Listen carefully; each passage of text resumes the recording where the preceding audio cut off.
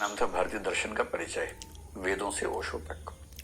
मैंने बताया था कि भारतीय दर्शन में कुल 9 दर्शन मोटे तौर पर हैं, उनमें से 6 आस्तिक हैं और 3 नास्तिक दर्शन हैं। आस्तिक दर्शन वही है जिनको हम हिंदू दर्शन, षड दर्शन या सनातन दर्शन कह देते हैं। इसमें सांख्य योग एक ग्रुप है, न्याय वैशेषिक दूसरा है, मीमांसा वेदांत तीसरा है। इनको बाद में पढ़ेंगे हम लोग। जो नास्तिक दर्शन है वो 3 है, चार्वाक, जैन, बौद्ध। नास्तिक का मतलब जो वेदों को नहीं मानते, न कि ईश्वर को नहीं मानते।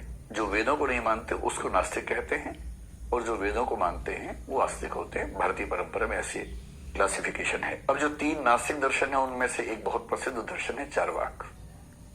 वहां से हम बात शुरू करेंगे। और जब चार्वाक का नाम सुनते हैं, जैसे मैंने आपसे चार्वाक का, आप सब उत्साहित हो गए। उत्साहित क्यों हो गए? क्योंकि हम सब अंदर कहीं ना कहीं चार्वाक ही हैं। हम ऊपर से बौद्ध हो जाते हैं, ऊपर से वेदांती हो जाते हैं, ऊपर से कभी जैन हो जाते हैं, लेकिन अंदर से हम में से अधिकांश लोग जीवन के ठीक ठाक हिस्से में चार्वाक ही होते हैं।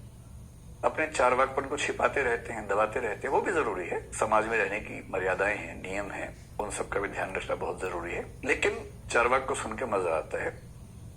और जब मैं कहता हूं चार्वाक, तो चार्वाक को लेकर जो छवि बनी हुई है, हमें यह भी समझना है कि वो छवि उतनी ठीक है नहीं। जो चार्वाक की छवि बनी हुई है वो छवि बनी हुई है इन 2 सूत्रों से। और ये 2 सूत्र जो हैं बहुत प्रसिद्ध सूत्र हैं, चार्वाकों के नाम से चलते हैं।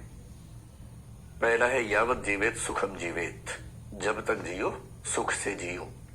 ऋणम कृत्वा घृतम पिबेत, ऋण लेकर, उधार लेकर भी पीना पड़े तो पियो, लेकिन घी पियो। हालांकि वो पीते कुछ और थे, लेकिन घी बोल रहे हैं यहां पर। घी पियो। भस्मीभूतस्य देहस्य, एक बार देह के भस्मीभूत जल जाने के बाद पुनरागमनम कुतः, पुनः आगमनम कुतः, पुनः कहां आती है देह? शरीर फिर नहीं आता है। एक ही बार का जीवन है, उसी को भरपूर जीना है।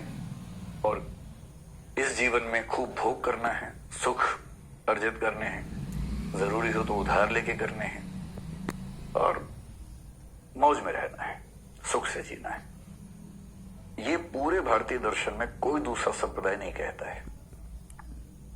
भारत के 9 स्कूल्स में से 8 कहते हैं कि जीवन का अंतिम उद्देश्य मोक्ष प्राप्त करना है। ये कहता है कि मोक्ष सिरफिरों का विचार है, कुछ नहीं रखा उसमें, सुख ही असली जीवन का ध्येय है, लक्ष्य है। इस वजह से इसकी आलोचना बहुत ज्यादा होती है। दूसरे में तो और खतरनाक तरीके से बोल रहा है।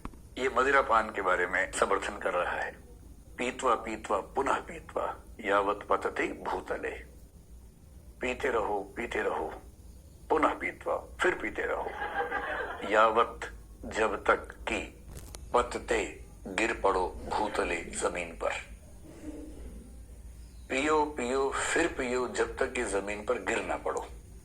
और गिरने के बाद क्या करना है? उत्थाय च पुनः पीत्वा,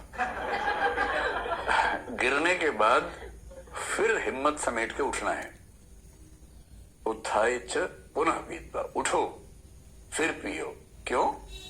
क्योंकि पुनर्जन्म न विद्यते, क्योंकि ऐसी कोई विद्या नहीं, ऐसा कोई ज्ञान नहीं है जो दावा करता हो कि पुनर्जन्म होता है। यही जीवन है, यही काम करना है, पीना है, गिरना है, फिर उठना है, फिर पीना है, फिर गिरना है। अब इन